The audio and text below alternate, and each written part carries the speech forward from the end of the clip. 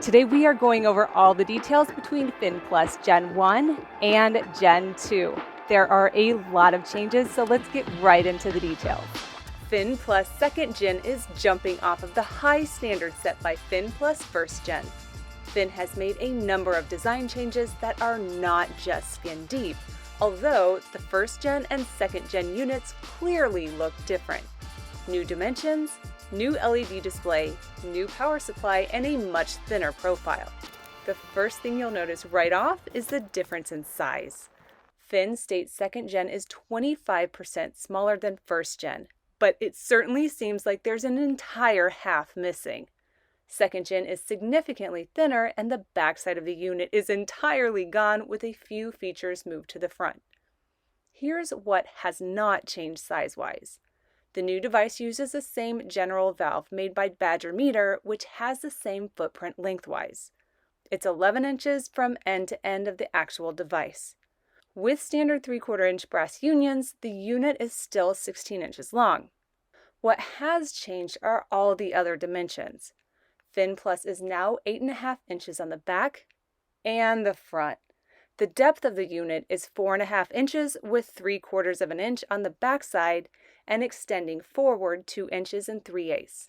It is 2 3/4 inches high with the plumbing centered in the middle.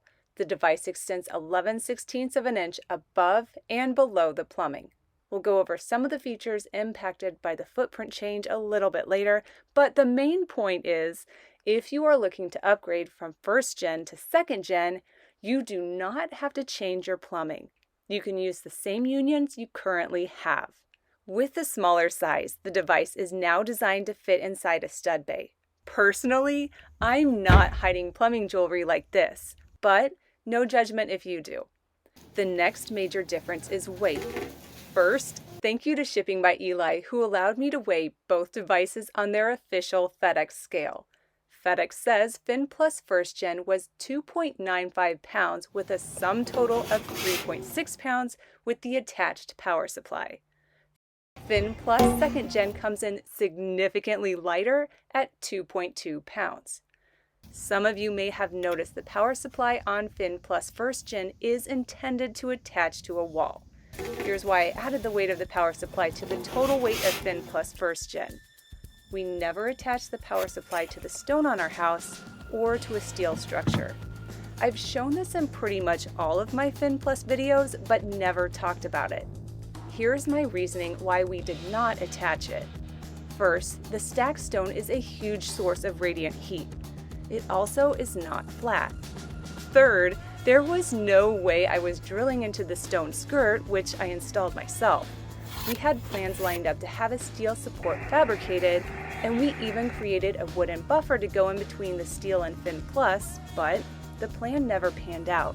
So if you're in a similar situation where 3.6 pounds is hanging off your plumbing, stepping down to 2.2 pounds is significant. Next up, the electrical line powering the unit has substantial changes. The 1st Gen electrical line was 14 feet and 8 inches, with the power supply attached to the back of the unit. It is designed to directly plug into an outlet, specifically GFCI protected if outside, and GFCI is still a good idea on an interior outlet. The new line is 11.5 feet long with the power supply in line.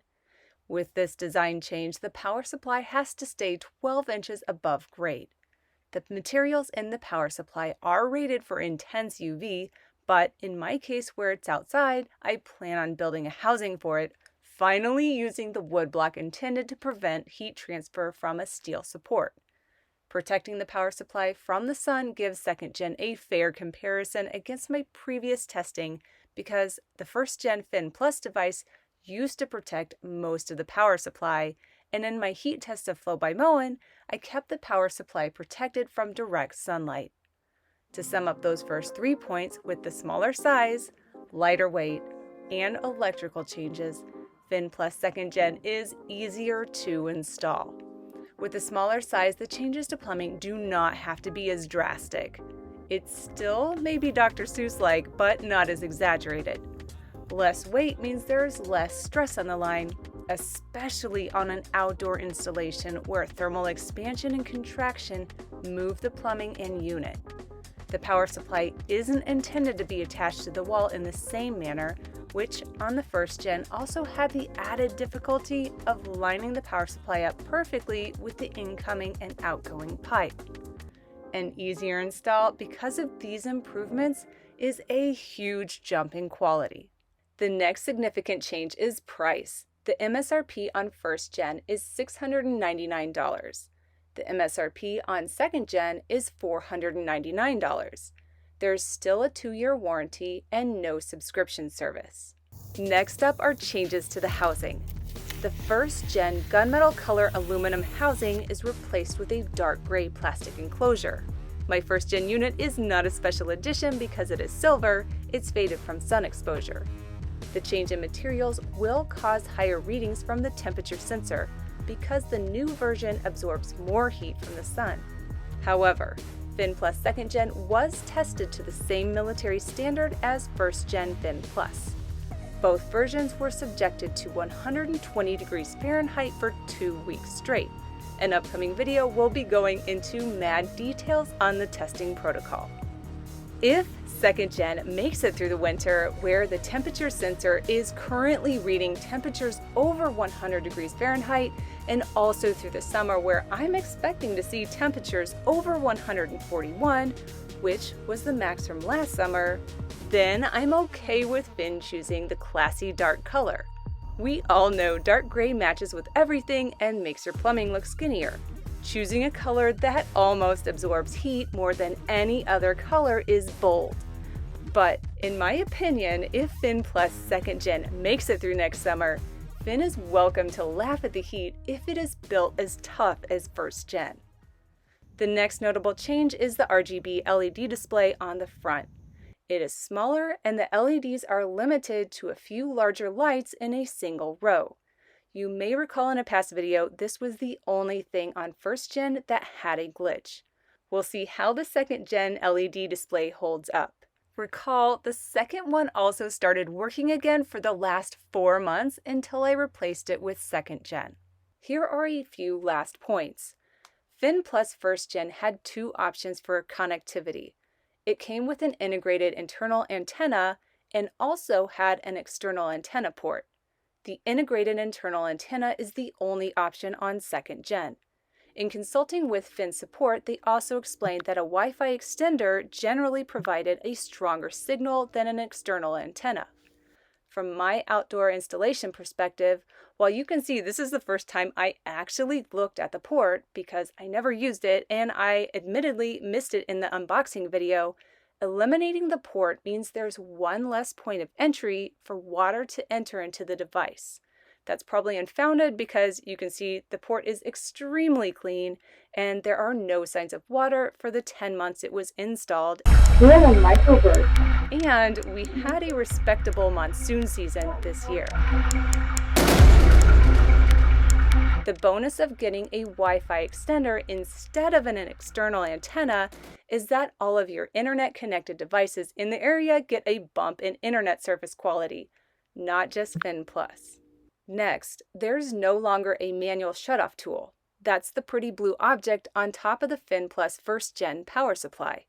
The manual shutoff mechanism is the same design as before, which also could use a flathead screwdriver. Now a screwdriver is the only option, and having communicated with the Phyn support team on this point, a screwdriver was generally the better option. In a pinch, you're more likely to turn off the water faster manually with a metal flathead screwdriver and not have an issue bending the provided tool. I can attest to water streaming out as a pretty high-stress situation, and a lot can go wrong in a short amount of time. That is, if there's no power to the house, so you can't use the blue button on the side, you don't have an easily accessible shutoff, the water meter shutoff doesn't work, and Phyn Plus is your only means of shutting off a geyser inside of your house. The removal of the shutoff tool is definitely not a deal breaker, just a difference. If you don't have a flathead screwdriver in the house, you should get one anyway and know where it is at all times. Most of us have more than one. Knowing where a flathead screwdriver is at all times is probably more challenging. Moving on, the blue button controlling the LED display and the manual shutoff is now in front of the plumbing. It is easier to access in this location because you aren't reaching around the plumbing line. Next up, when it comes to the union connections to your service line, I misspoke in my last video installing 1st Gen. Both 1st Gen and 2nd Gen do not come with couplings. Phyn was kind in adding 2 3/4 inch brass unions to my first review unit. Thank you, Phyn. If you have CPVC or PVC lines, you would not be using these couplings. Part of the point of Phyn is conservation. Obviously, they're trying to conserve water, but in not sending brass couplings out, they're not just conserving water, they're conserving waste. Throwing away 2 unused brass unions is just wrong. So if you're doing a DIY installation, if you buy a unit and the seller adds unions to your shipment, but you don't end up using the unions, turn this into an opportunity to spread goodwill. Choose your favorite plumber and make their day by giving them the unused unions. Like the 1st Gen, a 2nd Gen Phyn Plus can go on a 3/4 inch supply line, a 1 inch line, and a 1 1/4 inch line. Personally, I would wait for the Phyn XL 1.5 on the larger line because the XL will accommodate a 1 1/4 inch line and the larger size will allow for a higher water pressure. It won't be a choke point. That's not a difference, but it's something to consider because new products are coming out and the XL wasn't in the picture for the first feature review video. As you can see, there were a lot of changes to accommodate the smaller size as well as make this device easier to install and use. You all know how reserved I was on my initial features review, not really giving an opinion until it made it past the summer with heat testing. And I was also able to test it out in many different situations. Phyn Plus 1st Gen was beefy, but you could feel the quality built into it. It proved itself over last summer here in the Phoenix Metro, and it made me a believer after, pun intended, getting burned by another water monitor that couldn't handle the heat. Note, Flo by Moen still has its place, and that's a follow-on video, but don't ask it to perform outdoors in the desert. I will be honest, I have similar reservations for the 2nd Gen now. When I was doing some of these shots with the 2 units out in the sun at 84 degrees, the 2nd Gen was hot to the touch while the 1st Gen aluminum housing was still cool. Will the smaller size and plastic housing cook the internals?